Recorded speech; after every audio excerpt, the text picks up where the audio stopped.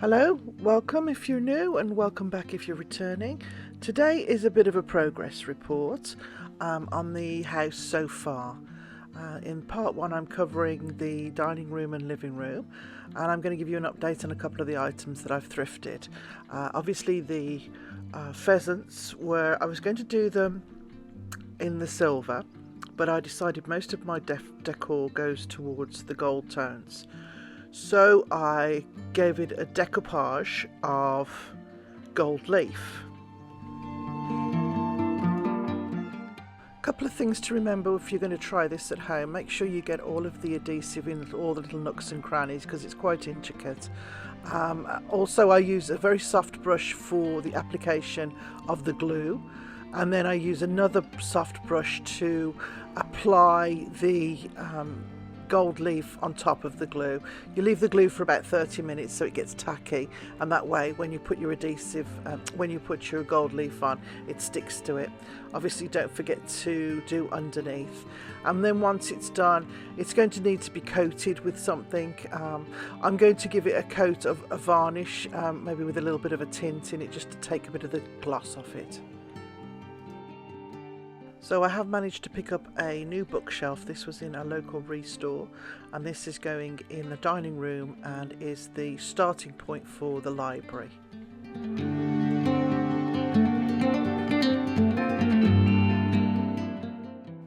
So this is the progress that we've made so far in the house, in the living room and dining room.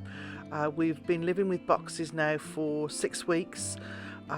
Trying to put things in places when you haven't got places to put them is proving to be quite the feat, but we're going to start in the dining room. So this is just off the kitchen. This blanket box came from the last house. It was up in the attic, and the last house I had bedding in it. This one I've got the towels and sheets in. Obviously we don't have an awful lot of storage, so that is very handy just outside the bedroom and by the bathroom. I haven't painted the walls yet. They've given us the paint that we've got is like an almond colour. It's really not a colour, and you know what I'm like with colour. I need colour, so I'm going to decide what colour to do the living room. I'm going to probably pick up on lots of wood tones we have, and then we have the tapestries. This was the living room carpet before we moved, before I got the blue and white one when I was staging the house. And here's my little gold pheasant, and I think he looks so much better in gold. He's a little bright. I'm going to tone him down a bit and seal him. But this little table is a makeshift table. It's my old desk. Our actual dining table is right in the back of storage, so we haven't got to that yet.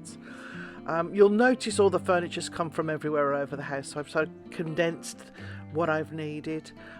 This little display case has just got a couple of things, just pretty little things here and there, you know, little knickknacks that I wasn't going to get out, but it didn't feel like home without it. So I have started getting things out properly and putting them away.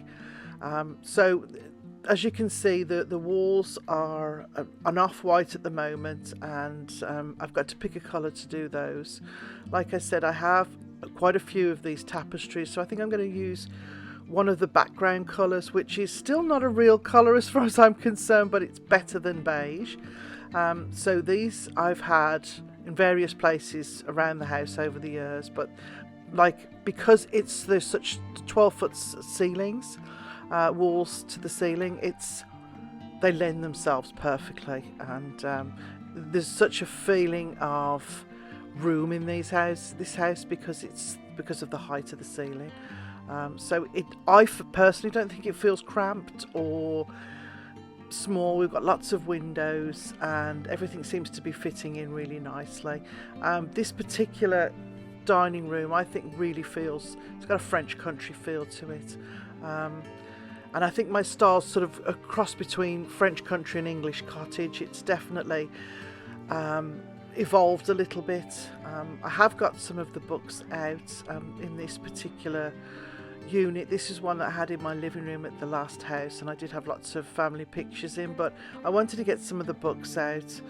So I've put some of the books in here, and then In the new bookshelf that I picked up, I've put another few books, but I've still got boxes and boxes of books to go.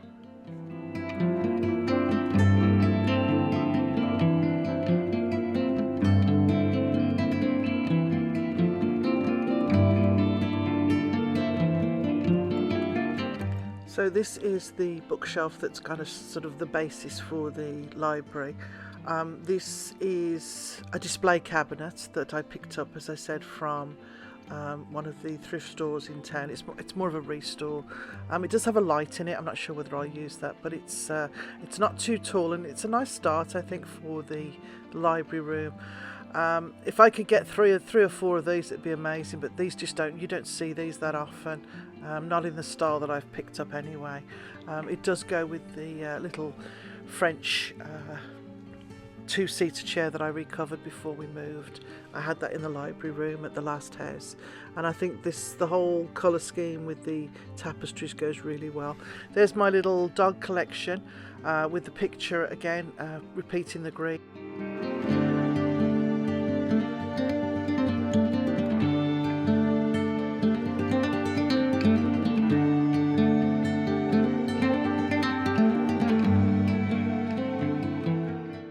I've just put things sort of out and about at the moment. I opened a box and it had all my candlesticks in, and I wanted to leave them out, so I put them on the windowsill.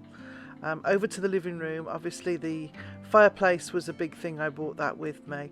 The fire cover I picked up probably just after I moved in. I think that was $7. That was in one of the thrift stores. The little blue containers, the crockery containers, they were on top of the big wall unit in the living room, but I think they look really nice on the fireplace. Obviously the furniture came from the last house, and again, because of the size of the walls, I could put so much art out. These are the curtains that I picked up from IKEA.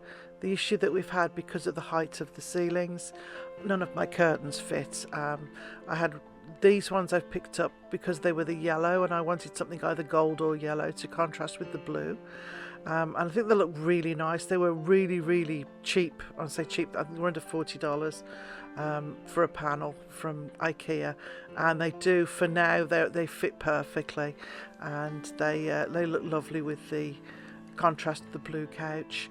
The curtains in the dining room were a pair of gold silk curtains that I've had for many years, and they just happen to fit well in the dining room because there's a ductwork that had to be put in, and it's lowered the ceiling just enough that they fit from floor to ceiling. Again, that's the couch from the old house and the rug from the living room, and there's the dining room from. This is the beautiful archway as well between the two rooms. I think at one point there may have been doors, but I think the doors were taken out and the arch was put in. I would have loved the doors, the pocket doors, but I do like the arch as well.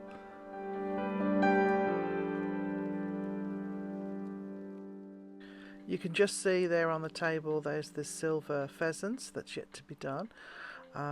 That'll be, I think it looks so much better in the gold. That is the door to the bedroom. I've got a curtain up at the moment because the doors come off because the flooring's got to be put down, but I do like the separation of the curtain. That's going to be a big project, so that will be in an upcoming video.